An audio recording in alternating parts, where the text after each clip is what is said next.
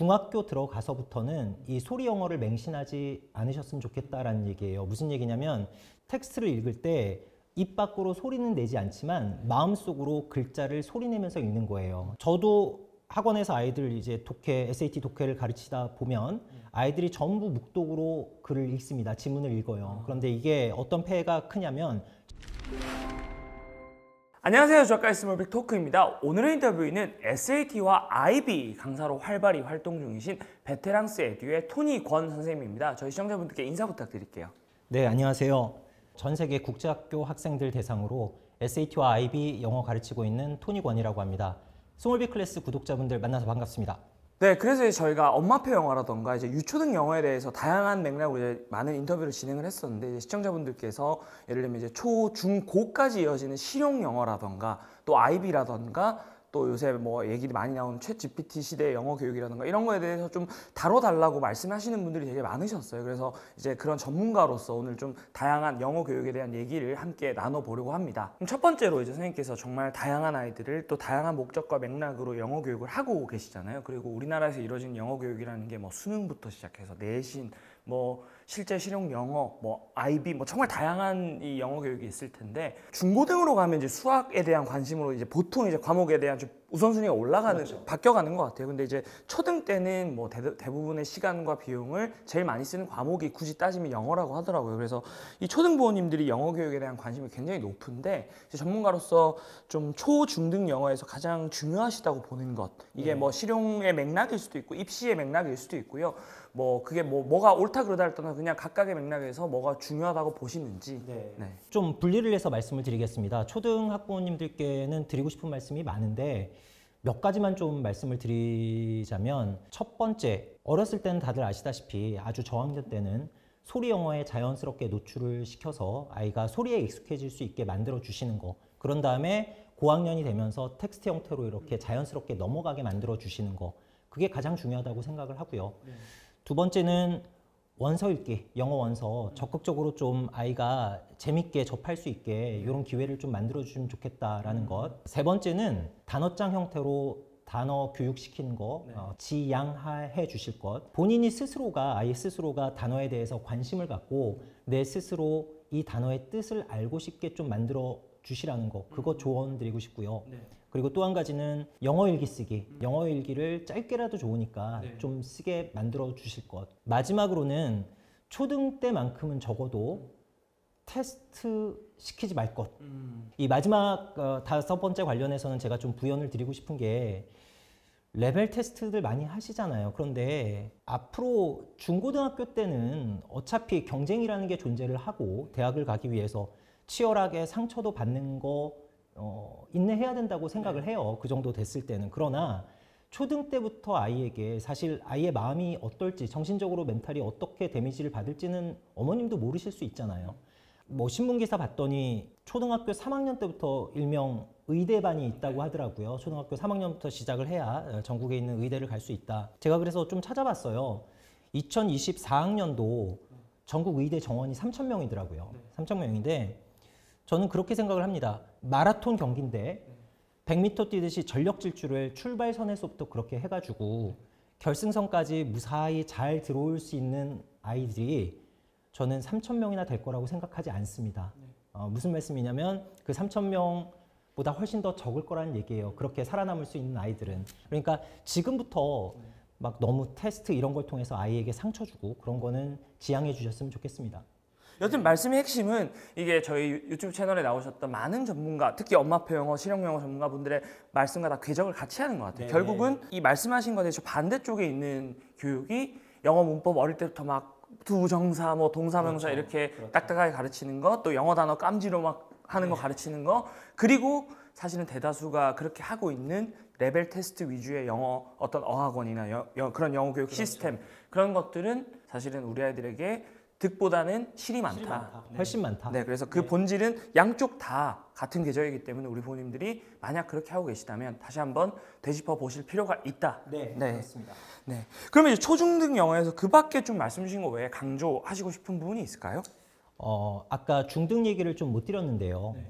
이제 소리 영어라는 거 저는 되게 좋다라고 생각을 하고 실제로 집에 저희 아이들도 막 이렇게 영화 같은 거 엄마가 틀어준 거 보면서 소리로 많이 익히고 이렇게 하는데 영어 노출 말씀하시는 그렇죠. 거죠? 노출이죠. 네. 그런데 한 가지 좀 당부드리고 싶은 부분은 중학교 들어가서부터는 이 소리 영어를 맹신하지 않으셨으면 좋겠다라는 얘기예요. 무슨 얘기냐면 제가 이제 SAT 독해를 가르치는 리딩을 가르치는 강사다 보니까 이거 되게 중요하게 생각을 합니다. 서브보컬라이제이션이라고 이제 전문 용어로는 얘기를 하는데 묵독입니다.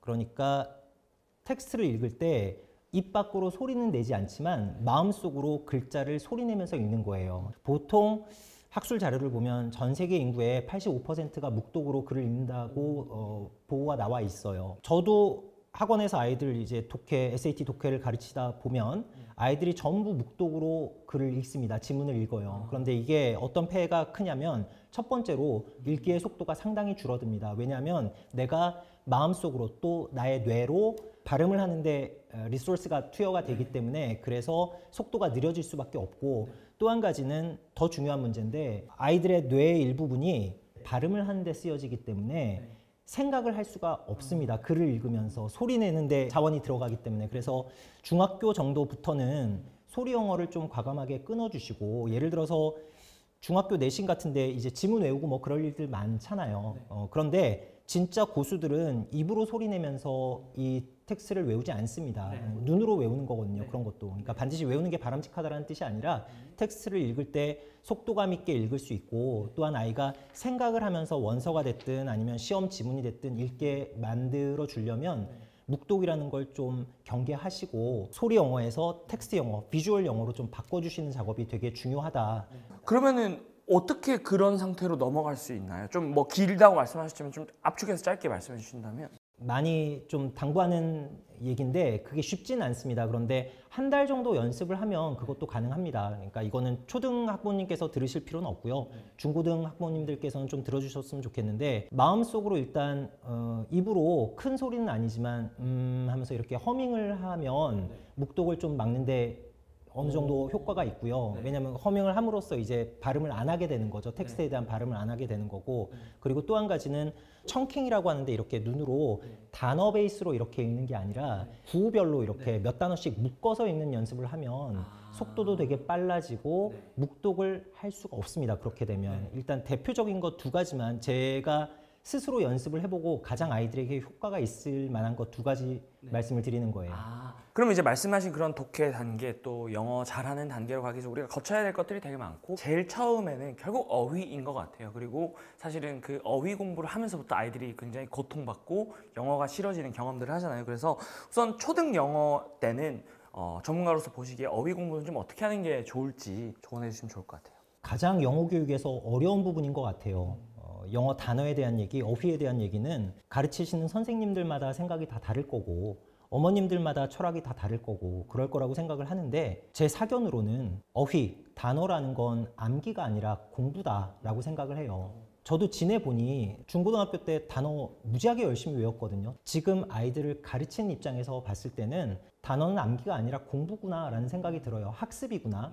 그러니까 아이들이 자연스럽게 그냥 단어의 의미를 읽으면서 문장을 통해서 스스로 깨달을 수 있게 좀 해주셨으면 좋겠고 좀 제가 방법론을 말씀을 드리자면 초등 저학년 때는 명사 위주 그러니까 아이들은 사물에 되게 관심이 많거든요. 그러니까 내 주변을 둘러싸고 있는 이런 것들에 대한 그런 명사 위주로 그렇게 해주시면 좋을 것 같고 그 다음에 고학년 정도가 되었을 때는 동사 얘기를 좀 드리고 싶습니다. 영어 단어의 핵심은 동사이거든요.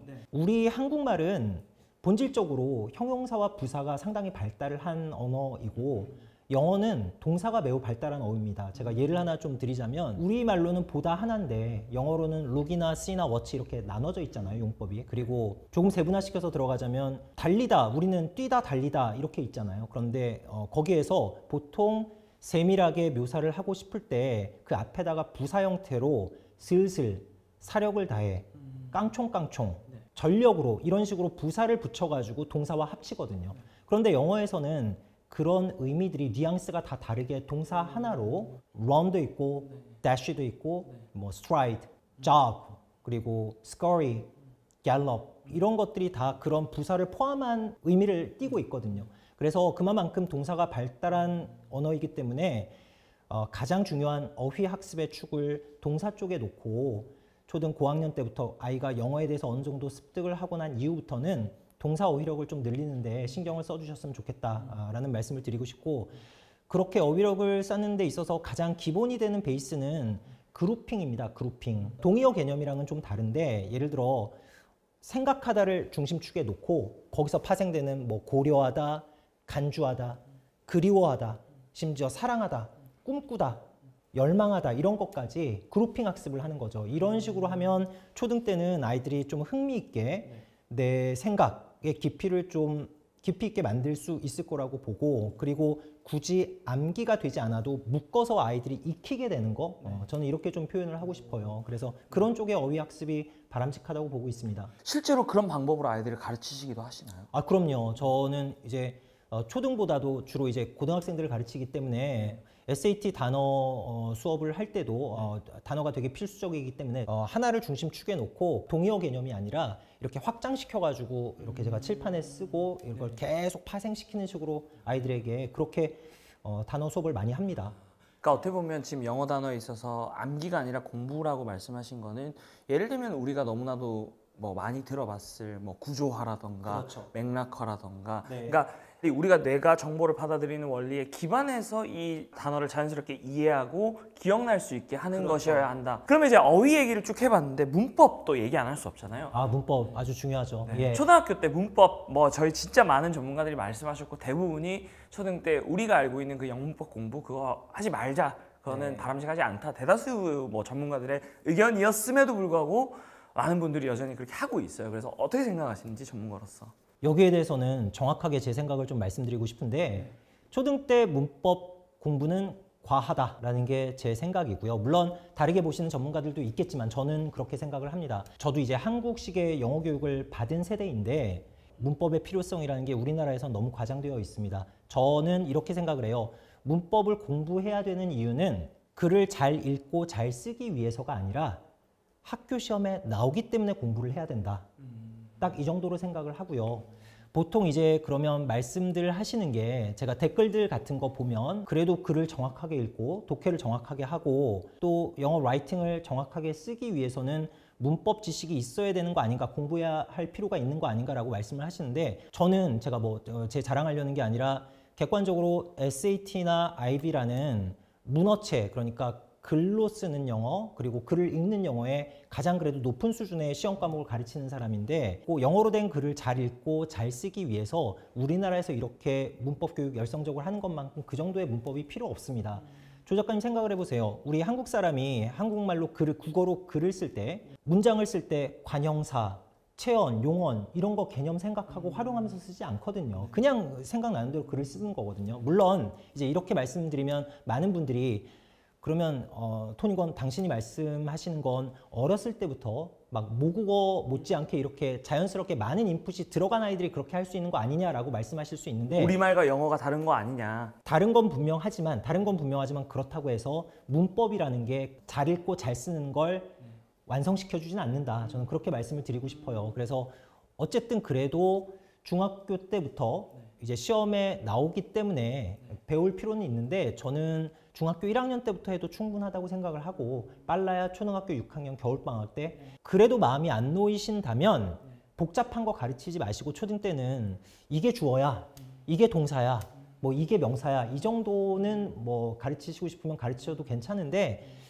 그렇게 진지한 문법을 초등 때부터 가르치는 건 저는 반대입니다. 그래서 문법 얘기 나온 김에 부모님들께 제가 여기서 가이드를 한 가지 좀 드리자면, 부모님들이 그렇게 신봉하시는 문법, 잘 읽고 잘 쓰기 위한 문법이라는 거 가장 필수적인 거 4개는 좀 말씀을 드리고 싶어요.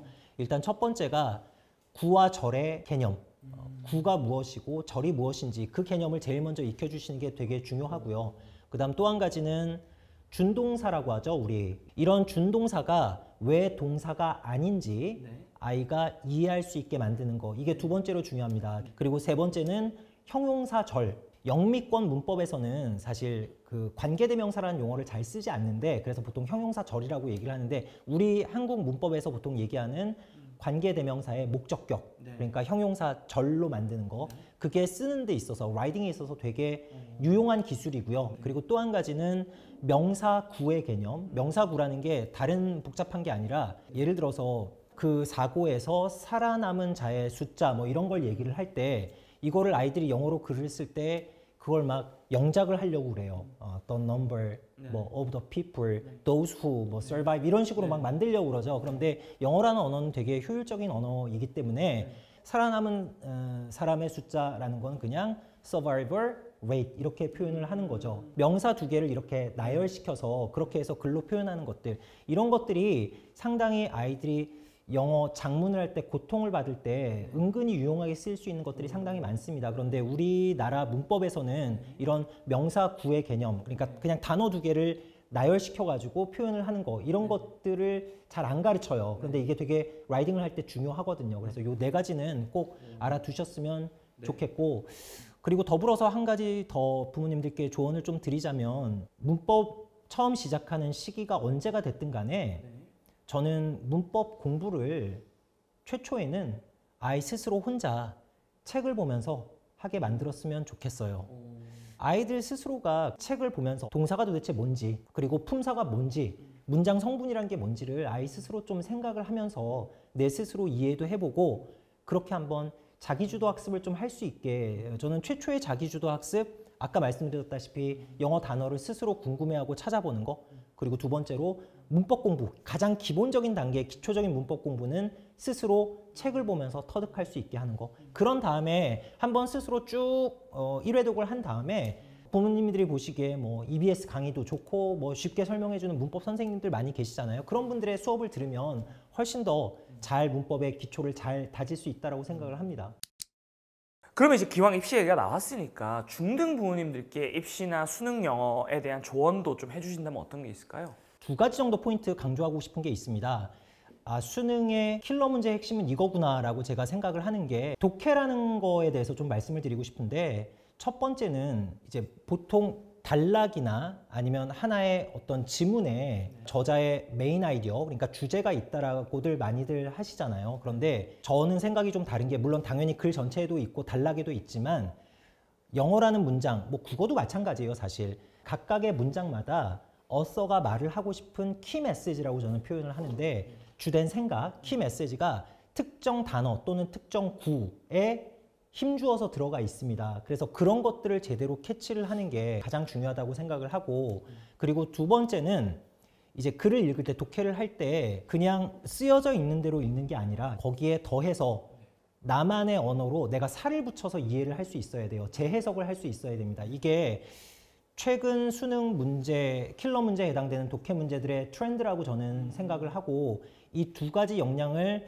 어렸을 때부터, 그 시험을 위한 준비라는 게 아니라 뭐든지 영어 원서를 읽을 때도 마찬가지, 그런 부분에 좀 신경을 써서 좀 읽게 그렇게 지도를 해주셨으면 좋겠다라고 생각을 해요. 그럼 이제 마지막에 그 문장에 써져 있는 것에 더해 의미를 확장시킨다라고 말씀하셨는데, 이걸 좀 자세하게 설명해 주실 수 있을까요? 네, 제가 좀 준비를 해왔는데, 잘 아시는 JFK, 그러니까 케네디 대통령 이제 달에 보내겠다, 그 연설이에요. 그런데 이 연설문 제가 짧게 발췌를 해왔는데, 여기 보시면 We choose to go to the moon in this decade and do other things not because they are easy but because they are hard, 이렇게 되어 있죠. 그럼 이걸 그냥 구문독해식으로, 흔히들 얘기하는 구문독해식으로 그대로 해석을 하자면, 우리는 10년 안에 달에 가기로 결정을 했고, 그리고 다른 것들을 할 것이다. 그것이 쉽기 때문이 아니라 어렵기 때문이다. 이렇게 했을 때 이게 무슨 말이야? 이렇게 생각을 하시게 될 수밖에 없거든요. 그러면 이게 그렇게 어려운 영어가 아니기 때문에 부모님들께서도 보시면 이해가 되시겠지만, 아이들이 이걸 읽었을 때 이런 생각을 할 수 있어야 된다는 뜻입니다. 케네디 대통령이 이제 국가의 모든 자원을 목표 설정을 한 거죠. 인간을 달에 보내겠다라고 지향점을 얘기를 한 거고, 그리고 이번 10년 동안에 그걸 목표를 이루겠다라는 것이고, 그리고 거기에 파생되는 인간을 달에 보내기 위해 우리가 해야 될 모든 국가의 어떤 자원들을 거기에 쏟아붓겠다라는 얘기예요. Do other things라는 얘기는 달에 보내기 위해서 할 수 있는 다른 것들을 하겠다. 그리고 그것이 우리에게는 엄청나게 어려운 챌린지이겠지만 우리는 반드시 이 목표를 이뤄내야겠다라는 어떤 결기를 보여주는 얘기거든요. 이게 쉽기 때문이 아니라 어렵기 때문이다. 이렇게만 이해를 1차원적으로 해서는 안 된다라는 뜻이죠. 그럼 결국 이거는 사실 뭐 영어라기보다는 독해에 대한 사실을 그렇죠. 말씀해 주신 거고 우리가 독해가 읽을 독의 풀해잖아요. 그러니까 읽을 독만 있는 게 아니라 풀해가 있다는 건 결국 이 말한 사람이 글을 쓴 사람이 어떤 의도를 그래서 뭘 말하고자 하는 건데를 정확하게 이 행간까지 파악해서 내 스스로. 해석할 수 있어야 된다. 그게 네. 진정한 독해다라고 그렇죠. 말씀 주신 거라고 이해할 수 있겠네요. 예, 그래야 진정한 리딩도 가능하고 현실적으로는 수능 킬러 문제도 풀 수 있다라는 얘기입니다.